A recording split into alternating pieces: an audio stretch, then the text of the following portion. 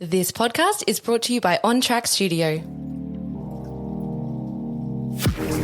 Are you tired of irregular periods, painful cycles, or just not getting enough support for your hormones?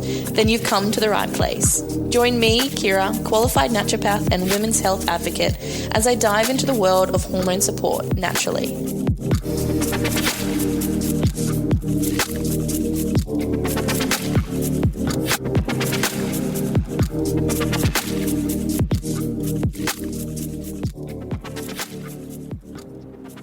All right, hello and welcome to my first episode of the Natural Hormone Method podcast. So excited to get started. This has been something I've wanted to do for a long time and finally found, the perfect place to do it and, the motivation and the time to get it all together. So welcome, and I hope you love the content that we're going to be talking about. Like the name says, we're going to be really focusing on hormones. And in my practice as a naturopath, this is something that obviously I specialize in. It's one of my favorite things to talk about. It's one of my favorite things to teach women about, and it's one of my favorite things to treat. So obviously within that, there's other things that I look at: gut health, stress, diet, lifestyle, all of that. And along the way within the podcast, we're going to be talking about little snippets from each of those topics. And, I'm also going to be getting some clients in to talk about some case studies and getting some professionals in. I've really got a really nice repertoire of people around the coast and around Australia, I suppose, who have just this huge wealth of knowledge that I'm excited to share with everyone. But today, what we're going to talk about is, I'm going to kick off the podcast really talking about basically how the hormones work. And within that, I'm really going to delve into the different types of contraception and how they work, how they affect our body, and which ones I recommend over other ones, and, going to tie it all together, because I find constantly when I'm seeing women in clinic, and particularly the age between kind of 20 and maybe 28, 29, 30, they've either been on contraception for a while, or B, they've been on it for a couple of years, they're wanting to come off, or C, they've never been on it and they still are unsure about how their periods work or what these certain contraceptives do, and often they may be recommended them. And, when people are experiencing things like endometriosis or PCOS, those, or, heavy periods or really painful periods, those particular conditions, whether you've been on contraception before or not, those will often be thrown around with the GP and or specialists about whether you should be on that and whether that's going to help your symptoms or not. So I think there's a really big gap in our knowledge about A, how the hormones work, and B, what these contraceptives actually do to our body. And I really want to shed some light on that because I think it's really interesting. And I don't want to, demonize any of these contraceptives at all. But every single time, without fail, when I explain to a client, how their period is meant to work, how the contraception pill, which is the most common one that people are on, how that works and how that has affected their hormones, most often than not, people are going, oh my God, I wish I had have known that back in the day. Maybe I wouldn't have been on it for the last 10 years if I knew that's how it worked. So I think it's really important for us to know how and what they do. Let's get started. So I'm going to start off with talking about how the periods work. And then we're going to talk about kind of the effects of certain contraceptives, and we're going to go through each one. And then we're going to talk about, some other factors. Basically, starting off with how the period works. Okay, so again, I don't know about you, but I remember when I was in school and learning sex ed and, I don't even remember learning about how our hormones work as women. I remember the classes being separated into females and males, and they'd obviously learn about, condoms and sex, and we'd learn about tampons. But I don't remember within that learning about how estrogen, progesterone works and, what ovulation is. And that might be changing now, and I'm really hoping that it is changing now. But, still I find any age group I talk about this, there's a lot of misinformation about how the periods actually work. And, as women having this monthly cycle, we should have some sort of understanding about what it is, what each hormone does, and what's the benefit and, where things can go wrong. If we look at the menstrual cycle, so the first day of your period, the first day of your cycle is the first day of your bleed. And, if for, explanation sake, we're going to go off a textbook period. Like a textbook cycle length is 28 days and we're ovulating on day 14, so smack bang in the middle of there. Now, that's not necessarily numbers we want to, strive for, and we definitely have to get that cycle length and that ovulation date. I definitely see clients have a really healthy period outside of those ranges, as long as it's, more often than not, it's consistent. But for explanation's sake, we're going to go off the 28-day cycle. Okay. So we've got the 28-day cycle length and we're ovulating on day 14. Okay, so what happens from the first day of your bleed up until ovulation? So physically what's happening within our body is we grow what's called a follicle around our egg. So each month we grow this follicle, which is basically a nice little sac that the egg sits in, and it gets bigger and bigger and bigger up until we reach the point where that follicle is at its peak size and that egg bursts, and then we ovulate and that egg moves out from the ovary through to the fallopian tubes and down into the uterus, where it finds a nice little spot to nest within the uterine lining. Now, hormonally, what happens in that first part of the cycle, which we call the follicular phase, is estrogen is the main hormone that's working for us within that state. So estrogen basically goes up and up and up, just like a nice steep roller coaster, going up until it hits a peak within your cycle, and that peak in your estrogen is meant to be a day before you ovulate, right? So the day we release that egg, that estrogen, drops straight off, going down the roller coaster, and that egg's released. Okay, so in the second part of the cycle, what happens, and we call this second part the luteal phase. So you may have heard the differences there, the follicular and the luteal phase, or you may not have. And, again, often there's a misunderstanding about when these things are and what these different phases do. Okay, so what happens in the luteal phase? So going back to that follicle, so that follicle has now burst and that egg has been released. So what the follicle will actually do is it turns into a gland. So this gland, which we call the corpus luteum, then basically starts the process to release its own hormone. And the hormone that it starts releasing is progesterone. Okay, so this corpus luteum then releases progesterone.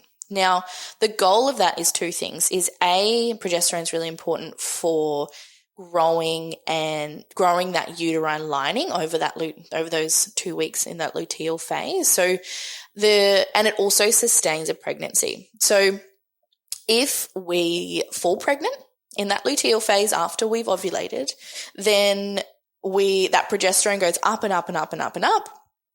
And that stimulates the growth of that uterine lining, makes a nice little cushy pillow for that egg and that fetus to start growing.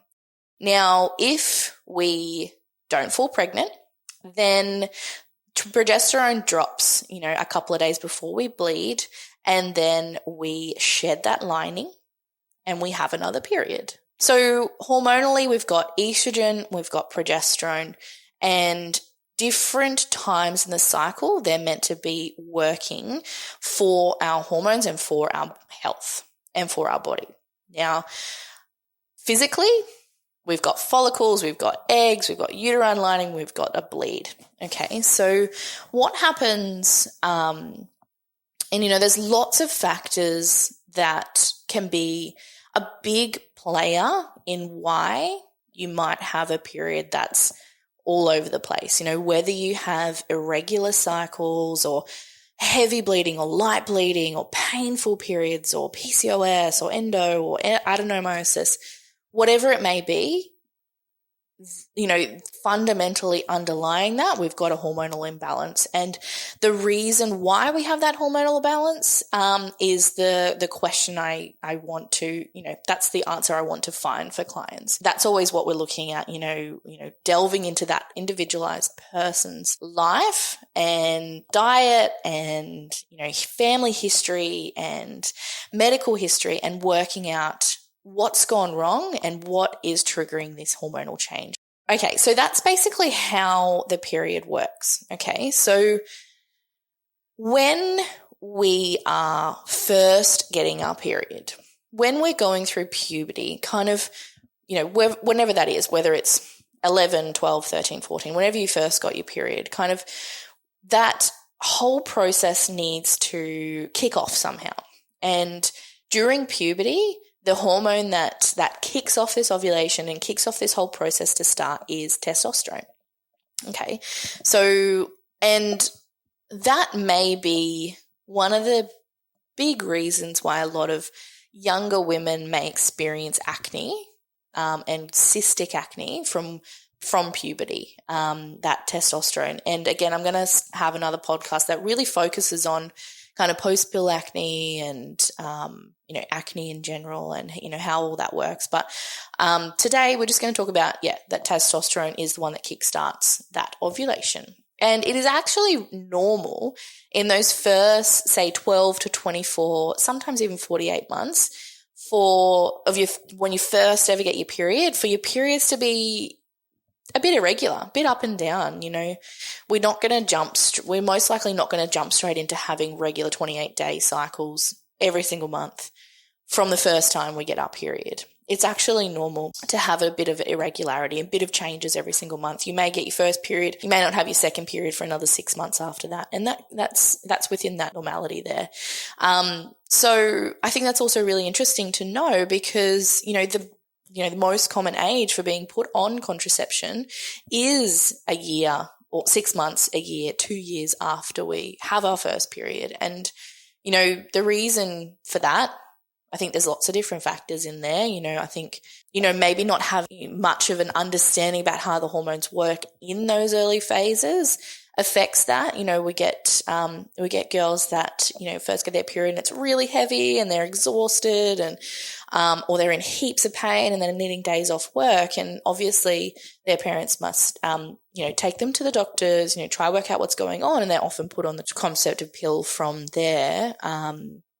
And that's not necessarily a wrong thing to do, but I think it is probably too early in the regulation of our hormones to be all of a sudden changing that process. We need to be able to normalize these period changes and understand why we may be experiencing these issues so early on, to then have, a really good understanding about why we're going on this contraceptive and how they're going to help us along the way. Delving into how contraceptive works. Obviously, I'm going to talk about the pill first because that's probably the most common one that we are put on, and that's, most girls are put on the pill over the other ones like the Implanon and the IED and all of that, which I'm going to talk about. But we'll start off with the pill. So how the pill works. So you get this packet and it's got your 28-day cycle on there, and you take the yellow pills, and then you've got the white pills when you want to have a bleed. Okay. So what the pill actually does, it uses synthetic estrogen, synthetic progesterone. I really want to reiterate the word synthetic. So it's because it's a medication and it doesn't work at all the same as how our natural estrogen and progesterone is meant to work. And the synthetic hormone is actually more similar to testosterone than it is to our estrogen and progesterone. Estrogen and progesterone are so important for our health as women. You know, ovulation is important for our health. There's research looking into, you know, the long-term benefits of, you know, more ovulation rather than less ovulation in a lifespan, and looking at cardiovascular issues, looking at mental health issues, looking at bone density issues. You know, ovulation and a regular ovulation over a lifespan is important to our long-term health. Okay, so the reason why I'm saying that is because the estrogen and progesterone is meant to work for us. You know, I think particularly estrogen is often maybe demonized in itself. People go, oh, I don't want too much estrogen, or I can't eat too much soy, or have too much estrogen in my diet, or, you know, I've got too much estrogen going around, I've got headaches, I've got weight gain. And estrogen may be a factor in that, but there's a reason why estrogen is too high, and we want to find that out. But estrogen, when it's at its, you know, really stable level and it's doing what it needs to do, is so supportive for our overall health.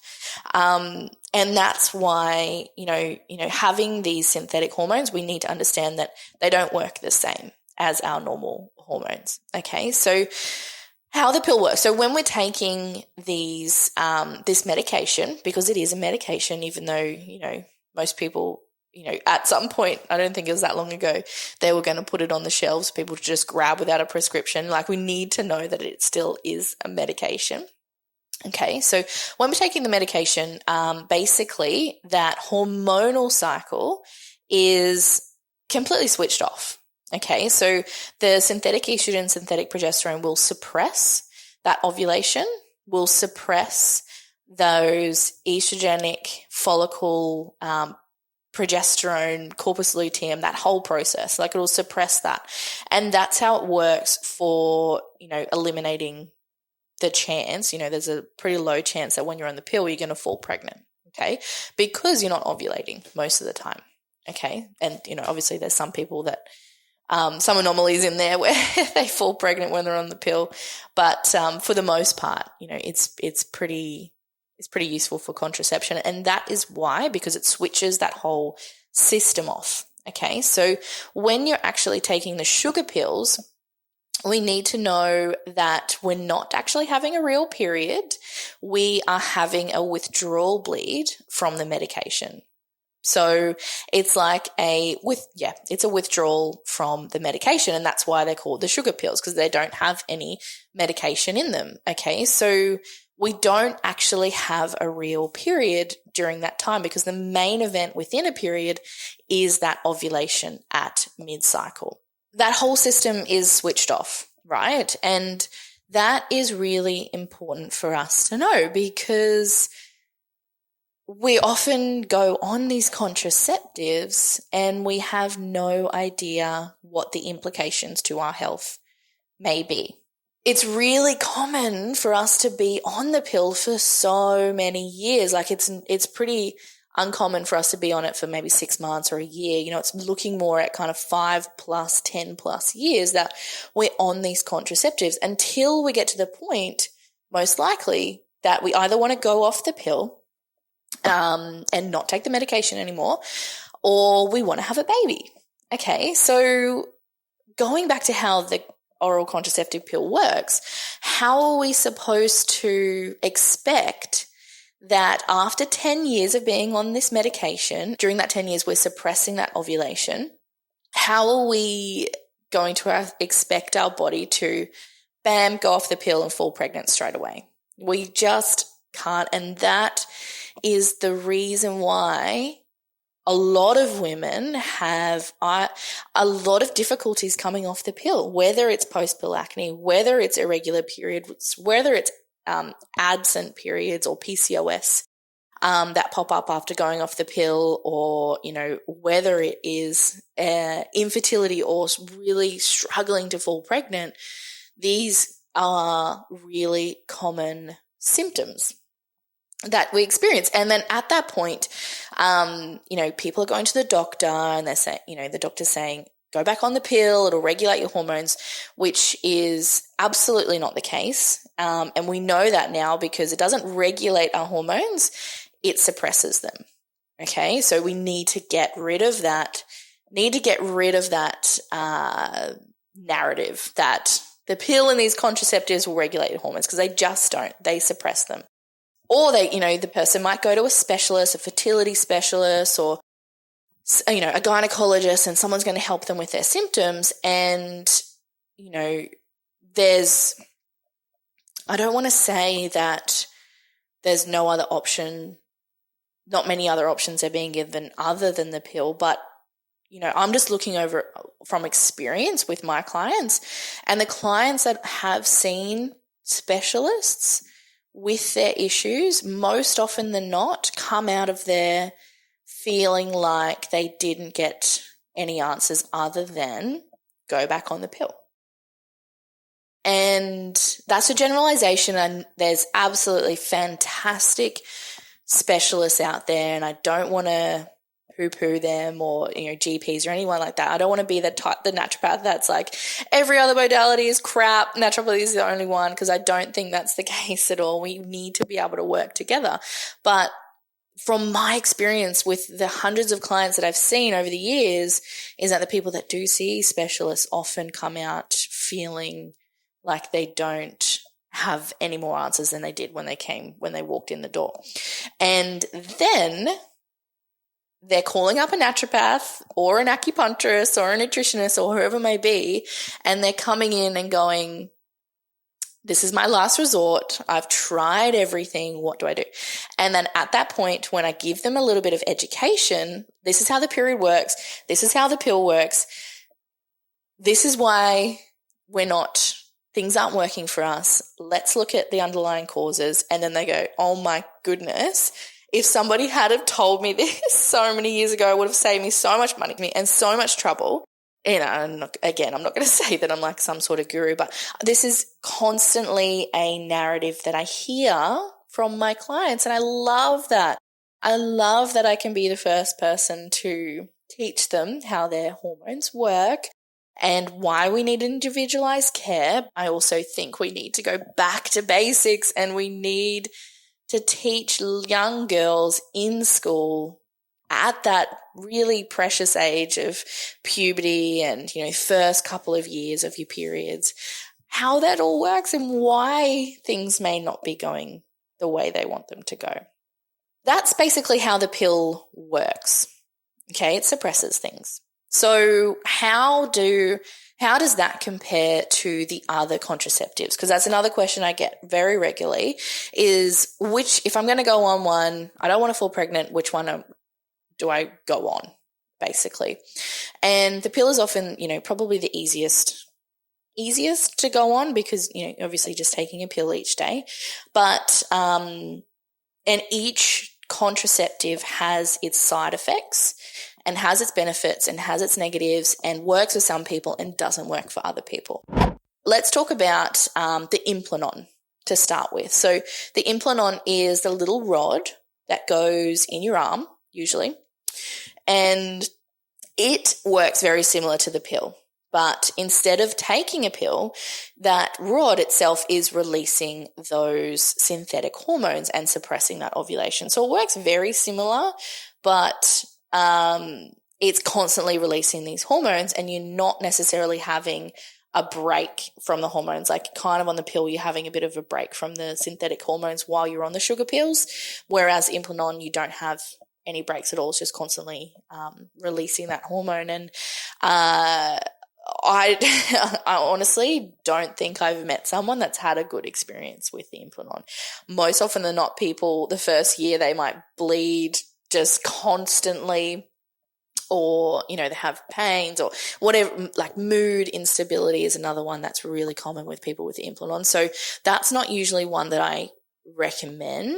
Not that it's up to me, but that's not usually one that I say, oh, that's going to be the best for you, because I do see a lot of side effects with Implanon, and that's within my experience with my clients. Moving on from there, we've got the hormonal injection. as well, which I don't really see that many people doing the injection, to be honest. Like, I don't even think I've had a client that I know or that I've seen that's had the injection before. So that's probably not a very common one at all, but basically similarly to the implant on the pill, you are injected with the synthetic hormones, and that lasts, I don't know, is it 3 months, 6 months, somewhere in that, and you have to get it again and again and again. I don't think that's a very great option either, because again, you've got that constant supply of synthetic hormone within your body.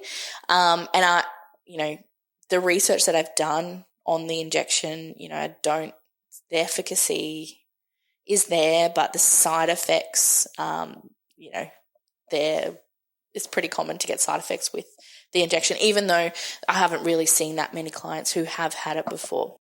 Now, moving on from that, we've got something called the NuvaRing. And again, not many people know about the NuvaRing, and it's very, very similar to the pill, except instead of taking the medication orally, you actually have this little ring that you insert into your vagina, and it goes around your cervix and it releases the synthetic hormone locally.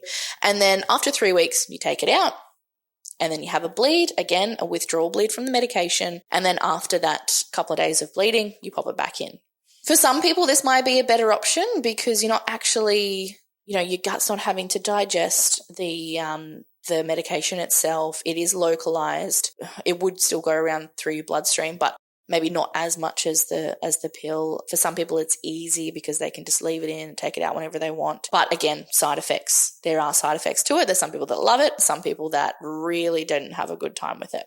But that's basically how it works. Very, very similar to the pill, but instead of a medication, oral contraceptive, it's a localized physical contraceptive.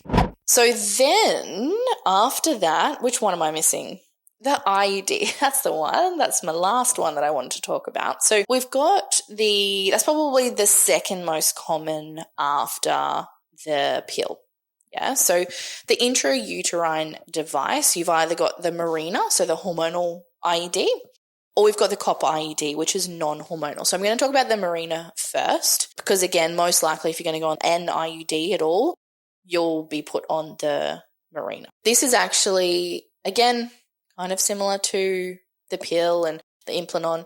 It's a little T-shaped metal coil that is inserted through your cervix into your uterus. Often that needs a very small amount of surgery or a very good doctor that can do it within their practice. I do hear that it can be a little bit painful putting it in, but it lasts for about 5 years within that. So you put it in, the Mirena will release that hormone locally, okay, within the uterus, and work similarly to the pill and, again, the implant-on, and will suppress those hormones locally. Now, there's positives and negatives with Mirena. For some people, it really works, particularly if, I see a lot of patients with chronic pain or heavy bleeding going on the Mirena, because you basically most likely you have no bleed at all. And some people do like that. They like not bleeding at all. They like knowing that they don't need to worry about tampons and pads and all of that. So for people that it is beneficial to really suppress those hormones and suppress that bleed for their health, whether it's, bleeding too much and having low iron and exhaustion, or having, a lot of pain with their periods and suppressing that so you're not getting that cyclically, that can be a better option than the pill itself. But again, it has its own side effects. And the biggest side effect that I see with Mirena itself is mood instability, like depression and anxiety. And that's a really common factor within, taking the Mirena, but also with all the other contraceptives, because they do suppress these beautiful hormones that are meant to work so amazingly for our periods and our health in general. So depression and anxiety with Mirena and all the contraceptives is very, very common. So lastly, we've got the copper IUD. Okay, so this, if I were to suggest one over the other, and again, still has its side effects, I would probably be more inclined to go for the copper IUD because it's an intrauterine device like the Mirena, so same T-shaped little coil made out of copper that's inserted into the cervix and into the uterus, and it doesn't actually release any hormone. So along the way, when we're using the copper IUD, you're more likely to ovulate every single month, but less likely to fall pregnant because it's a physical barrier for a pregnancy, basically. If it goes in there, and if an egg tries to implant into the uterus, then it struggles to find a spot because the copper IUD is actually taking up space, doesn't allow for room, doesn't release hormones, doesn't affect your hormones specifically. And most often than not, you're still ovulating while you're on the copper IUD. So for health in general, that's probably one that I would suggest over the others for most people if they're looking for one. But in saying that, the copper IUD is probably, from what I've seen with clients and research, is that depression and anxiety are even higher in people with the copper IUD, and also heavy bleeding. Yeah, so that can be sporadic or it can be monthly as well for some people. It depends on how their body responds to the copper IUD. But the copper itself, having that, high amount of copper within the uterus, and because all those tissues within the uterus they absorb so much, and they're so absorptive, and the copper absorbs straight into the bloodstream from there, and it can disrupt the levels of your minerals, particularly zinc, which is we need a good amount of zinc for our mental health. And if the copper kind of blocks that and you have too much copper floating around, then anxiety and depression can be a really common side effect with a copper IUD. I wanted to explain all of the different ones for people and how they all work, because we don't often know how they work. And again, I think it's really important for us to understand how each one works, and if we're on one, how to, what that's doing to our body, and how that's affecting us. And, I'm not saying everybody should go off the pill and go on the copper IUD at all, but I'm saying, if you are looking for one, or if you're looking to change or try something new, maybe that's one to give it a go. But again, it's not perfect. None of them are perfect. And I think one type of contraceptive that gets left behind, that gets forgotten about, is condoms, right? So I know that the narrative with condoms is often like, I don't like the feeling, or, it doesn't feel as good when I'm having sex, or, my partner doesn't like it. Whatever the narratives is, there's quite a negativity around condoms, but we do need to think about using condoms from a younger age and being responsible for our sexual health and our reproductive health. The condom is actually the most effective for contraception. That's really important to know, because why aren't we using them? Why is the narrative that if we don't fall pregnant, we have to take the pill each day? Like if you skip a day, you could fall pregnant within that. And again, if you don't use a condom, you could fall pregnant just the same.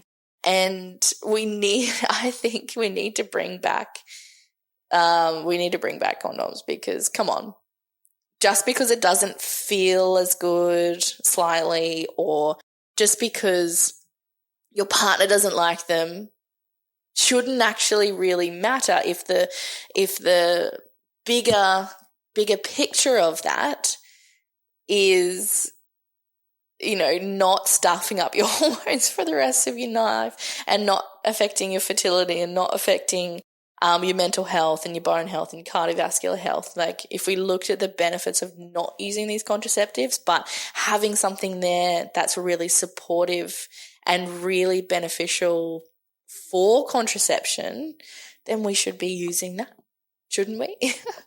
I don't know. And I think I haven't looked into the websites myself, but I have heard that there's specific condom websites where you can measure your parts and you can get the exact size that you need So it's more comfortable, less easy to, fall off or break or anything. So I think the quality of condoms is getting better as well too. So we need to remember that they're a form of contraception, and maybe we should just get over it and use them, basically, if we don't want these hormonal issues down the track.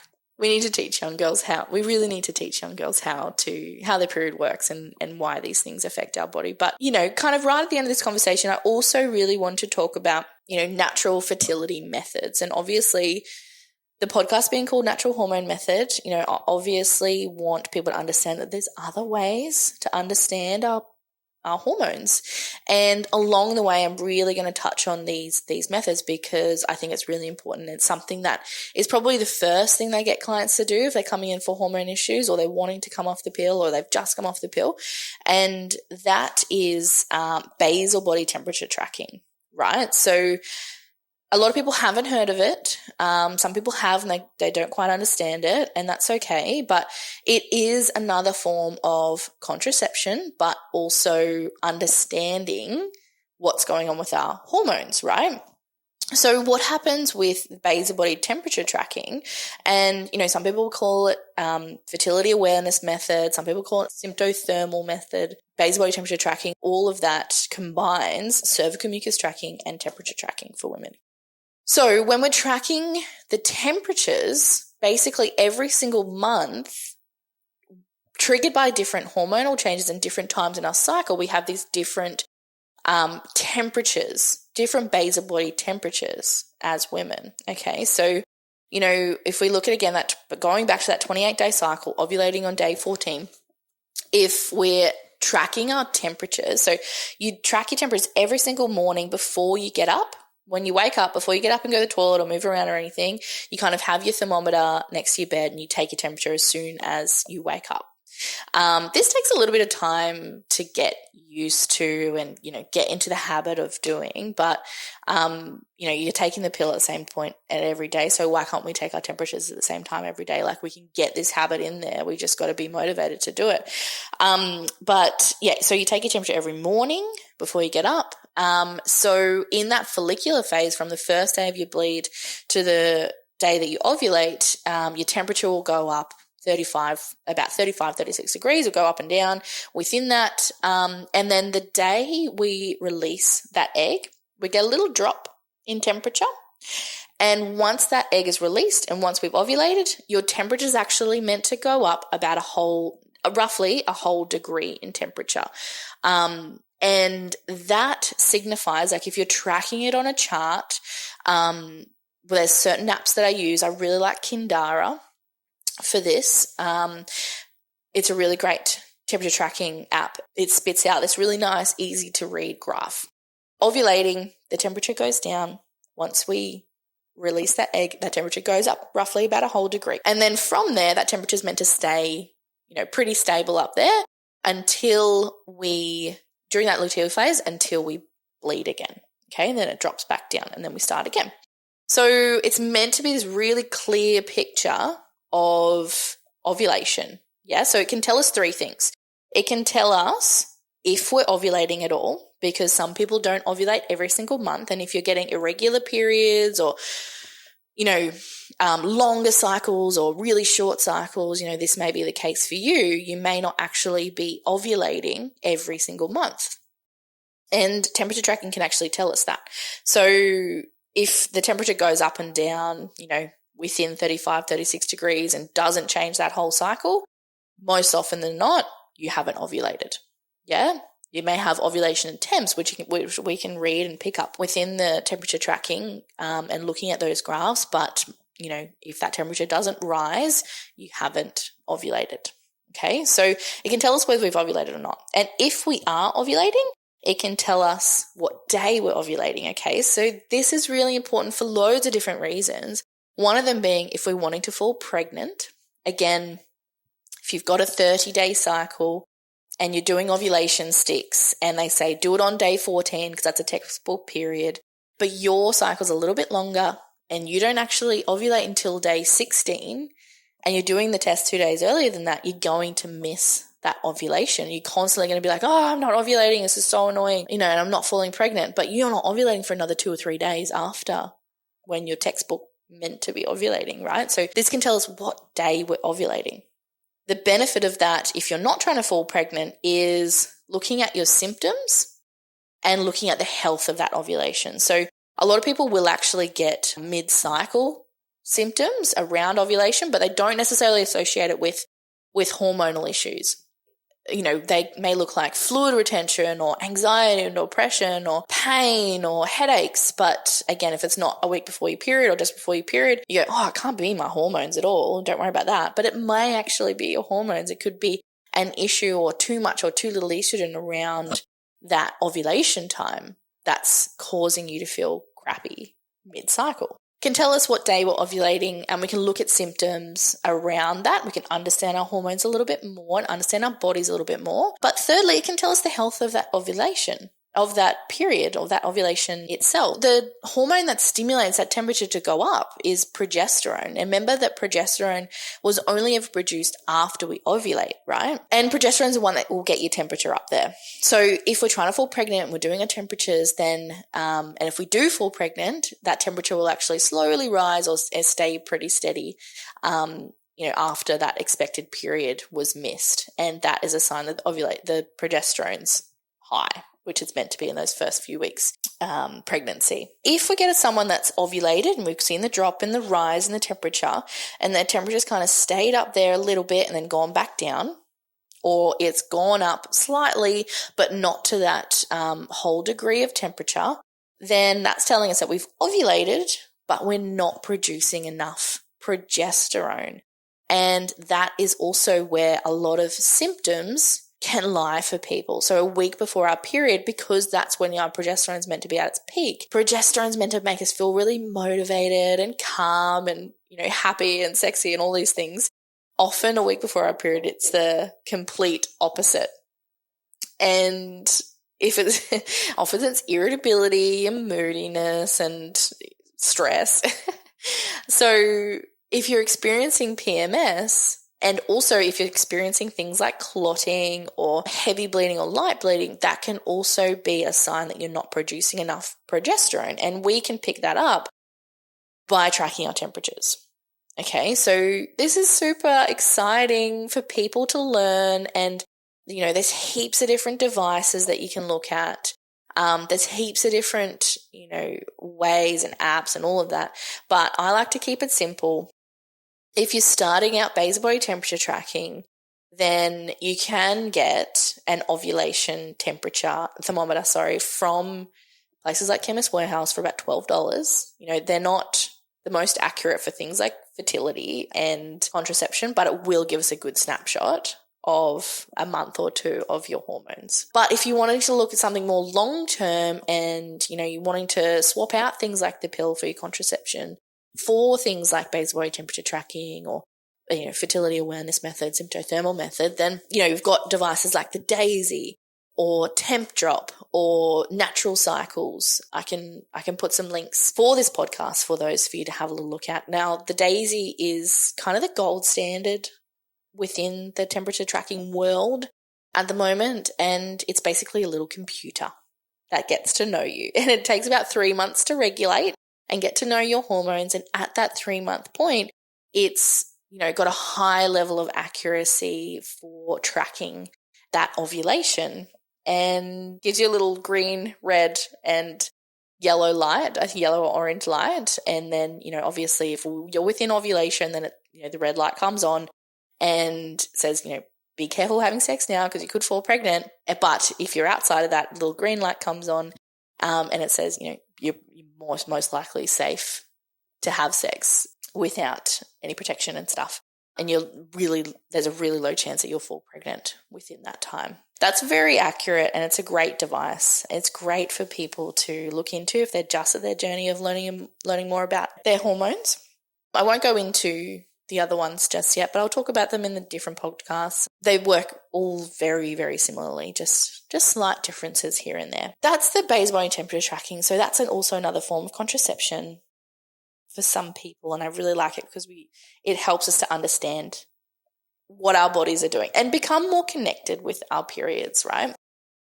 And then we've also got cervical mucus tracking, which, you know, if you haven't tracked your cervical mucus before, then you obviously can't do it when you're on the pill or any of those contraceptives because you won't be having changes in your cervical mucus conducive of ovulation. But basically, when we're ovulating, we have this kind of egg white, sticky, stringy mucus that tells us that we're ovulating. And once we're tracking our temperatures and tracking that mucus, we can, you know, pretty much bang on when we get that rise in temperature at ovulation.